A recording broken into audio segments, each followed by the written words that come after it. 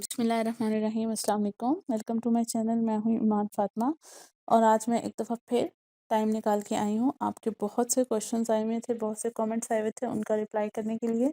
ठीक है, नॉर्मली ऐसे होता है कि वो मैं जिस तरह से एक बंदा वॉइस से बता सकता है, वो शायद कमेंट्स में लिखकर वो चीज़ कस्टमर को अंडरस्टैंड कराना थोड़ा मुश्किल हो जाता है। तो इस वजह से मैं क्या करती हूँ कि मैं सबके जो कमेंट्स हैं उनको वॉइस रिकॉर्ड करके आंसर कर देती हूँ, ताकि आपको और किसी और को भी अगर उस क्वेश्चन से कोई हेल्प मिल रही है तो मिल जाए। जैसा कि अभी मेरे पास एक क्वेश्चन आया है, ठीक है, और ये क्वेश्चन तो बहुत कॉमन है, यानी कि बैंक्स में आप आएंगे कस्टमर, ये क्या हमारे एक दफ़ा चार्जेस कट गए, 2 दफ़ा कट गए। तो टेक्नो फरहान है, मैं उनके क्वेश्चन आपके सामने रिपीट करूंगी, उसके बाद आप लोगों को क्लियर हो जाएगा कि क्या है। अच्छा जी, टेक्नो फरहान कह रहे हैं कि sister I need help about ABL। मैंने ABL एंड UBL बोथ में अकाउंट ओपन करवाया था। ABL में कार्ड फी कट के तकरीबन 14 रुपये ही बाकी रहते थे एंड काफ़ी मंथ्स मैंने उसको यूज़ नहीं किया, बट 3 दिन पहले मैं उसमें 500 वाया इजी पैसा ट्रांसफ़र किया था और मुझे SMS भी रिसीव हो गया था कि 500 अकाउंट में आ चुके हैं। बट नेक्स्ट डे जब मैंने अकाउंट माई ABL एप्लीकेशन में लॉगिन किया तो वहाँ 0 रुपीज़ रह गए थे एंड 431 प्लस के आसपास सर्विस चार्जेस VD के नाल कट हो गए थे और 68 रुपीज़ एफडी डिडक्शन हो गई थी। कल मैंने अगेन 200 ट्रांसफ़र किए थे, बट रात देखा तो 0 रुपीज़ का हो गया था and again 181 service charges VDC annual and 28 rupees FED deduction. Please help me, what is this? अच्छा, टेक्नो फरहान, होता ऐसे है कि आपने ATM अकाउंट ओपन कराया और उसके बाद आपने ATM कार्ड की सर्विस ले ली, ठीक है?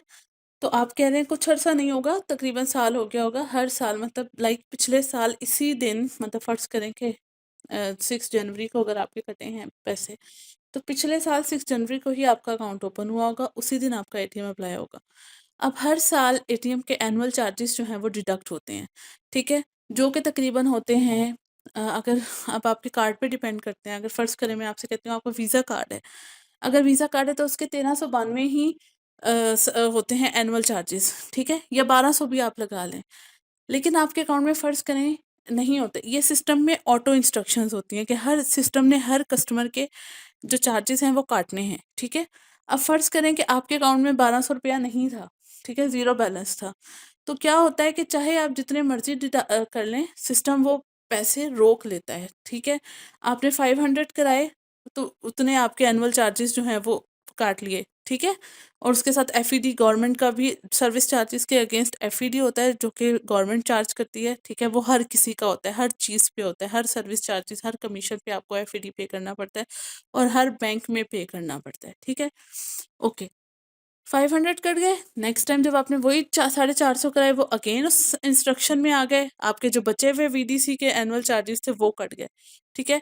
अगर फ़र्ज़ करें और इसी तरह फिर नेक्स्ट आप जो कह रहे हैं कि 600 कराइए या जिस तरह भी कराए, तो वो भी आपके एनुअल चार्जेस में, मतलब टोटल अगर आप उन सबको सम अप करेंगे, तो आप इस चीज़ से एग्री करेंगे कि उसका जो FED है वो भी उतना ही बनता था जितना 1200 पे बनता था, ठीक है? और आपके 1200 ही चार्जेस जो हैं वो कटेंगे, ठीक है?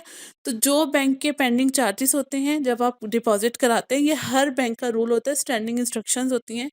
पहले वो कस्टमर से अपने चार्जेस जो हैं वो डिडक्ट करते हैं, ठीक है? उसके बाद वो मतलब कस्टमर जो है वो अपनी अकाउंट को यूज़ कर सकता है। तो ये एक्चुअली इसके साथ हुआ है। अगर आपको अभी भी मेरी बात क्लियर ना हुई हो तो आई होप कि वैसे तो क्लियर हो गई होगी, लेकिन अगर नहीं हुई है तो आप मुझसे दोबारा भी पूछ सकते हैं। लेकिन इसकी वजह ये होती है, ठीक है? फ़र्ज़ करें अगर आप 2,000 रुपया इकट्ठा कराते, तो एक ही दफ़ा में आपके सारे एनुअल चार्जेस जो थे वो मतलब 1200 कवर हो जाना था बीच में, तो ATM के चार्जेस कट जाने थे और तो 800 आपके अकाउंट में रहते। ये जो 0-0 बिल्कुल ज़ीरो बैलेंस हो रहा है, वो इसी वजह से हो रहा है कि जितनी आपकी अमाउंट होती है, उतनी ही बैंक काट लेता है।